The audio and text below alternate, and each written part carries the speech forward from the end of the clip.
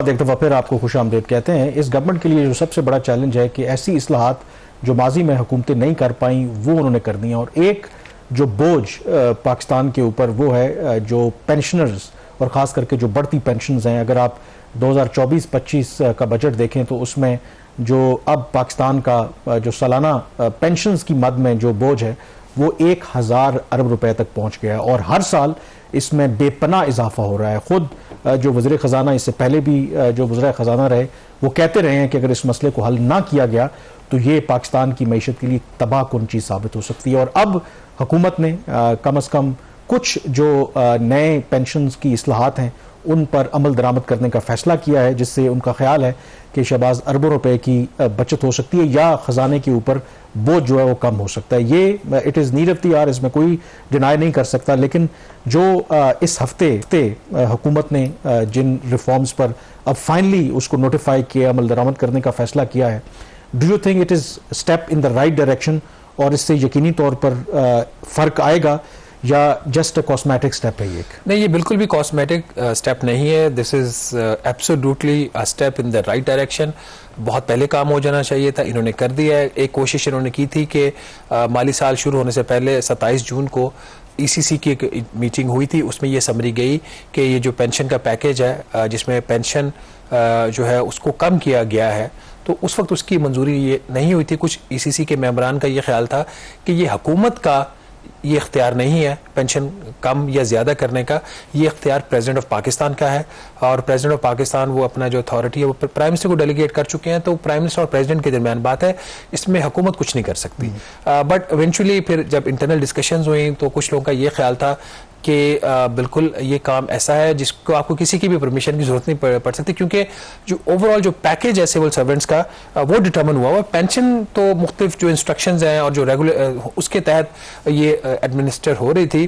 बहरहाल अभी इन्होंने फाइनली 10 सितंबर को ये इन्होंने नोटिफाई कर दिया है जो नया पैकेज है, जिससे वैसे तो इनका जो ओरिजिनल इनका प्लान था कोई तकरीबन 175 अरब रुपए से लेकर 225 अरब रुपए की बचत होगी इन 5 सालों में। अब इनका ये ख्याल है कि चूंकि कुछ चीज़ों को कंप्रोमाइज़ करना पड़े ड्यूरिंग द प्रोसेस, तो 125 अरब रुपए का इनका ये ख्याल है कि 5 साल में बचत होगी, जिसमें तकरीबन 4 अरब रुपए से लेकर 8 अरब रुपए तक की जो सेविंग है वो पहले साल, ये जो माली साल है इसके दरमियान इन्होंने फोरकास्ट किए। 4 बड़े इन्होंने काम किए, एक एक करके इसको डिस्कस कर लेते हैं।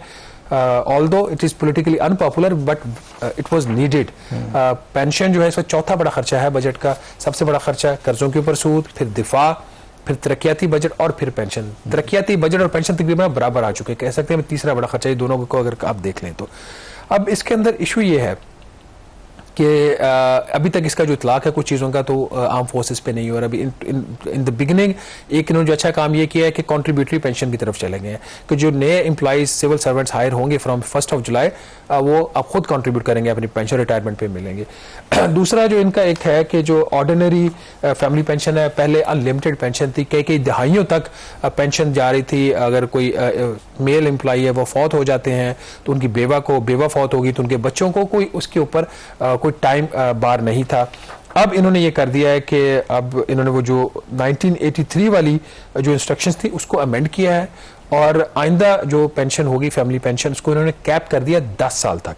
ठीक है, उनके जो फैमिली है बेवा लेगी, और अगर बेवा भी किसी वजह से इनएलिजिबल हो जाती है तो उनके बच्चे 10 साल तक जो है वो पेंशन ले सकते हैं। इसके अंदर एक और कंडीशन ये है कि 10 साल या 21 साल की उम्र, विच एवर इज लेटर, नहीं later, whichever is later, तो 10 साल तो गारंटेड है।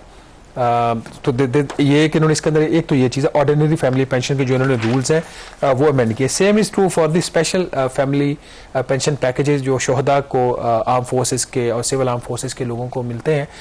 उसके अंदर इन्होंने ये किया है कि यहाँ पे ऑर्डिनरी के केस में तो है 10 साल, स्पेशल केस में इन्होंने 25 साल पे उसको लिमिट कर दिया। बट इन दोनों केसेस में अगर जो पेंशनर है और उसकी डेथ के बाद उसके जो बच्चे हैं, अगर वो किसी वजह से भी वो डिफरेंटली एबल्ड हैं, तो उनको जो पेंशन है फॉर लाइफ टाइम मिलेगी। फॉर एग्जाम्पल किसी वजह से वो जॉब नहीं कर सकते और उसकी जॉब ना करने की वजह उनकी एजुकेशन या कुछ नहीं होगी, बट उनकी कोई डिफरेंट एबिलिटी होगी, उनकी जो फिजिकल है, उस केस में वो 25 साल तक इन्होंने लिमिट कर दी है। और उसमें एक जो क्लैरिटी करते हैं, खुदा ना खास्ता अगर किसी की सरकारी मुलाजिम की ड्यूरिंग मुलाजमत डेथ हो जाती है, उस केस में क्या क्लैरिटी है कि ये स्पेशल फैमिली पैकेज में आ जाएंगे ना, फिर उनकी भी लाइफ टाइम उनकी फिर वो नहीं 25 साल 25 साल में आ जाएंगे।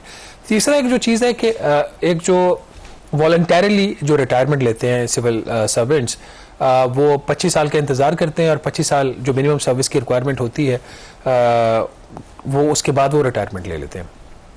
उस केस में भी अब उन्होंने ये किया कि चूंकि गवर्नमेंट इस पे स्पेंड करती है एक सिविल सर्वेंट के ऊपर, उसकी ट्रेनिंग होती है, उसकी और चीज़ें होती हैं, तो उसमें अब ये इन्होंने किया है, which is again a good step, कि अगर वो 25 साल के बाद रिटायरमेंट ले लेते हैं तो जितनी भी उनकी सर्विस बाकी रह जाएगी, लेट्स से 10 साल उनकी जो सर्विस है वो बाकी रह जाती है, तो हर साल के ऊपर उनको 3% की कटौती लगेगी, ताकि इस चीज़ को डिस्करेज किया जाए कि वो जो ग्रॉस पेंशन वो ले रहा है उसमें कमी हो।